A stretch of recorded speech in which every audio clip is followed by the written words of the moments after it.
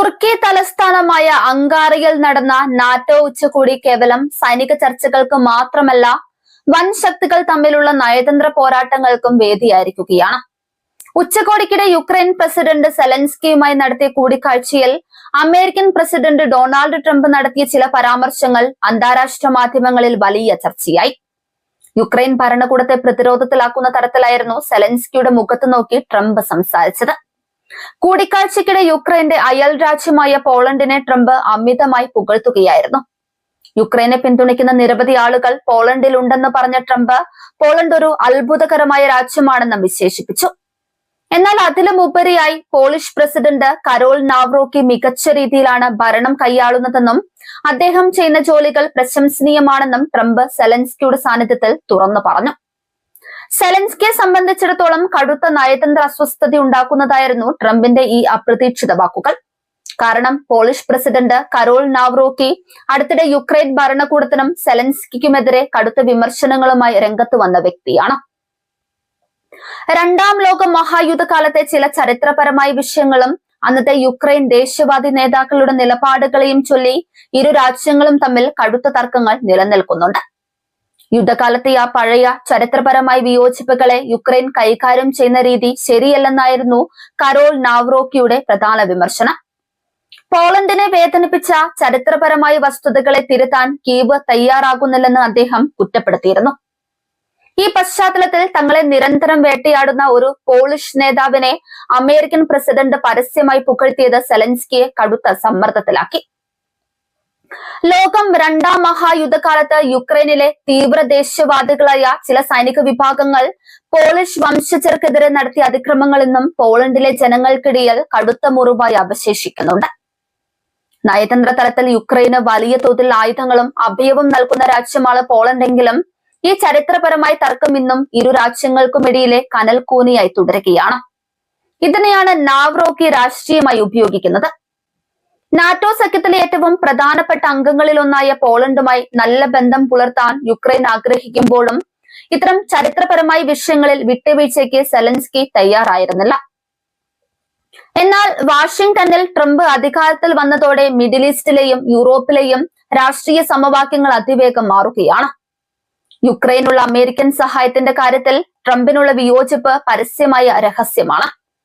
സെലൻസ്കിയോട് നേരിട്ട് സംസാരിക്കുമ്പോൾ പോളിഷ് പ്രസിഡന്റിനെ പുകഴ്ത്തിയതിലൂടെ യുക്രൈൻ തങ്ങളുടെ അയൽ രാജ്യങ്ങളുമായുള്ള ഉഭയകക്ഷി തർക്കങ്ങൾ എത്രയും വേഗം പരിഹരിക്കണമെന്ന പരോക്ഷമായ സന്ദേശമാണ് ട്രംപ് നൽകിയത്. പാശ്ചാത്യ രാജ്യങ്ങളുടെ നിബന്ധനകൾ പൂർണ്ണമായി അംഗീകരിക്കാതെ യുക്രൈനെ അന്ധമായി പിന്തുണയ്ക്കാൻ അമേരിക്കയ്ക്ക് താല്പര്യമില്ലെന്ന സൂചനയും ഇതിലൂടെ വ്യക്തമാകുന്നു. ഈ കൂടിക്കാഴ്ചയുടെ ദൃശ്യങ്ങളും ട്രംപിന്റെ വാക്കുകളോട് സെലൻസ്കി പ്രതികരിച്ച രീതിയും ഇതിനോടകം തന്നെ അന്താരാഷ്ട്ര മാധ്യമങ്ങളിൽ വലിയ രീതിയിൽ പ്രചരിക്കുന്നുണ്ട്. ട്രംപ് സംസാരിക്കുമ്പോൾ അതീവ ഗൗരവത്തിലും വലിഞ്ഞു മുറുക്കിയ മുഖഭാവത്തോടെയും ഇരിക്കുന്ന സെലൻസ്കിയുടെ ദൃശ്യങ്ങൾ യുക്രൈൻ നേരിടുന്ന ആഭ്യന്തരവും ബാഹ്യവുമായ ഒറ്റപ്പെടലിന്റെ തെളിവായി വിലയിരുത്തപ്പെടുന്നു. റഷ്യക്കെതിരെയുള്ള യുദ്ധത്തിൽ നാറ്റോ സഖ്യത്തിന്റെ പൂർണ്ണ പിന്തുണ ഉറപ്പാക്കാൻ അങ്കാറയിലെത്തിയ സെലൻസ്കിക്ക് ട്രംപിന്റെ ഭാഗത്തു നിന്നുണ്ടായ ഈ തണുപ്പൻ പ്രതികരണം വലിയ തിരിച്ചടിയാണ്. അമേരിക്കയുടെ പുതിയ ഭരണകൂടം തങ്ങളെക്കാൾ കൂടുതൽ പ്രാധാന്യം പോളണ്ട് പോലുള്ള മറ്റ് യൂറോപ്യൻ രാജ്യങ്ങൾക്ക് നൽകുന്നുണ്ടോ എന്ന ആശങ്ക കീവിലെ ഉന്നത സൈനിക കേന്ദ്രങ്ങളിലും ഉടലെടുത്തിട്ടുണ്ട്. അതേസമയം ട്രംപിന്റെ ഈ പ്രസ്താവന പോളണ്ടിലെ രാഷ്ട്രീയ കേന്ദ്രങ്ങളിൽ വലിയ ആവേശമാണ് ഉണ്ടാക്കിയിരിക്കുന്നത്. കരോൾ നാവ്റോക്കിയുടെ നേതൃത്വത്തിലുള്ള പോളിഷ് ഭരണകൂടത്തിന്റെ നയങ്ങൾക്കുള്ള യുഎസിന്റെ അംഗീകാരമായാണ് വാർസോ ഇതിനെ കാണുന്നത്. ട്രംപുമായി അടുത്ത ബന്ധം പുലർത്തുന്നതിലൂടെ മേഖലയിലെ തങ്ങളുടെ തന്ത്രപരമായ മേധാവിത്വം വർദ്ധിപ്പിക്കാൻ പോളണ്ടിന് സാധിക്കും. യൂറോപ്പിലെ വൻ ശക്തികൾക്കിടയിൽ യുക്രൈൻ വിഷയത്തെ ചൊല്ലി ഭിന്നത രൂക്ഷമാണെന്ന വസ്തുതയാണ് ഈ അങ്കാറ ഉച്ചകോടി വ്യക്തമാക്കുന്നത്. ഒരു കാലത്ത് യുക്രൈനെ അളവറ്റ് സഹായിച്ചിരുന്ന യൂറോപ്യൻ രാജ്യങ്ങൾ പോലും ഇപ്പോൾ സ്വന്തം രാജ്യത്തിന്റെ താല്പര്യങ്ങൾക്കും ചരിത്രപരമായ വികാരങ്ങൾക്കും മുൻഗണന നൽകാൻ തുടങ്ങിയിരിക്കുന്നു. ഇത് സെലൻസ്കിയുടെ നയതന്ത്ര നീക്കങ്ങളുടെ പരാജയമായാണ് വിലയിരുത്തപ്പെടുന്നത്. വരും ദിവസങ്ങളിൽ അമേരിക്കൻ ഭരണകൂടം യുക്രൈനോട് കൂടുതൽ കടുത്ത നിലപാടുകൾ സ്വീകരിക്കാൻ സാധ്യതയുണ്ടെന്നാണ് പ്രതിരോധ വിദഗ്ധരുടെ അനുമാനം.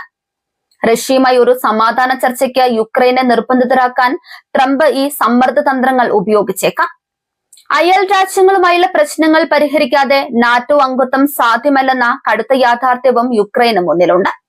ഈ സാഹചര്യത്തിൽ റഷ്യൻ ഭരണകൂടവും അതീവ താൽപര്യത്തോടെയാണ് നാറ്റോ വേദിയിലെ നാടകീയ സംഭവവികാസങ്ങളെ വീക്ഷിക്കുന്നത്.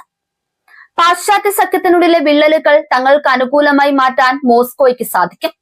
അമേരിക്കയും പോളണ്ടും യുക്രൈനെ കൈവിടുന്ന ഒരു സാഹചര്യം ഉണ്ടായാൽ അത് യുദ്ധക്കളത്തിൽ റഷ്യയ്ക്ക് വലിയ മുന്നേറ്റം നൽകും. അങ്കാറ ആഗോള രാഷ്ട്രീയ ഭൂപടത്തിൽ വലിയ ചലനങ്ങൾ ഉണ്ടാക്കുന്നതാണ് പുടിന്റെ ഈ പുതിയ നിലപാടുകൾ.